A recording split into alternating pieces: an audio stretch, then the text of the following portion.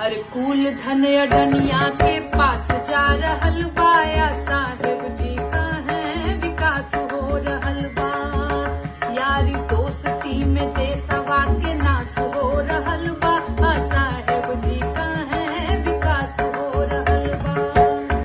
नमस्कार दोस्तों, जैसे कि आप जानते हैं कि नेहा सिंह राठौर हर समय समय पे गाना गाती रहती हैं, लेकिन यहाँ पे नेहा सिंह राठौर ने जमकर मोदी पे हमला बोला है।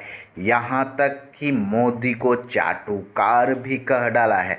यहाँ तक कि जितने धन हैं सबका जिम्मेदार मोदी और अडानी को बता डाला है। जी हाँ दोस्तों, जैसे कि आपने गाना सुना है वो सब हम आपको पूरा गाना सुनवाएंगे, लेकिन उससे पहले दोस्तों हम आपसे निवेदन करना चाहते हैं कि आप हमारे चैनल पे अगर पहली बार आए हैं तो सबसे पहले सब्सक्राइब कर लें, क्योंकि ये बिल्कुल फ्री है और इसके कोई पैसे नहीं लगते हैं।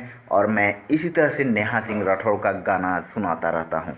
तो चलिए सुनाते हैं नेहा सिंह का ये गाना। अरे कुल धन अडनिया के पास जा रहल बा, या साहेब जी का है विकास हो रहल बा।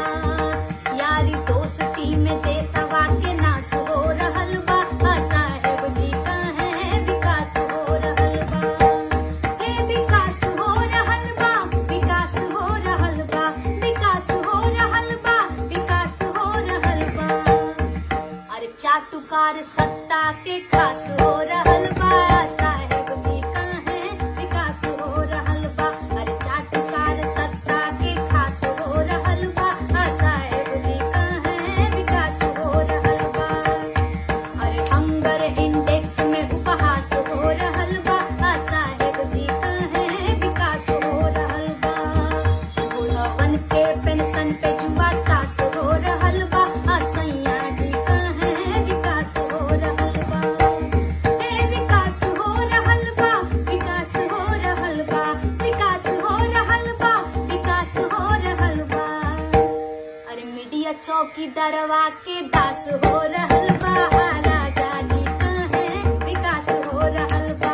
अरे मीडिया चौकीदारवा के दास हो रहल बा, सैया जी का है विकास हो रहल बा। संसद से विपक्ष के निकास हो रहल बा, साहेब जी का है विकास हो रहल बा। डेमोक्रेसी के गर्दन में फांस हो रहल बा, साहेब जी का है विकास हो रहल बा। एगो हमरा कंफ्यूजन है, इनका डिग्री पे ना हमके विश्वास हो रहल बा। इता अनपढ़ बुझा ले या भास हो रहल बा, साहेब जी का है विकास हो रहल बा। विकास हो रहल बा, विकास हो रहल बा, विकास हो रहल बा, विकास हो रहल बा। लोक गायन ना इनके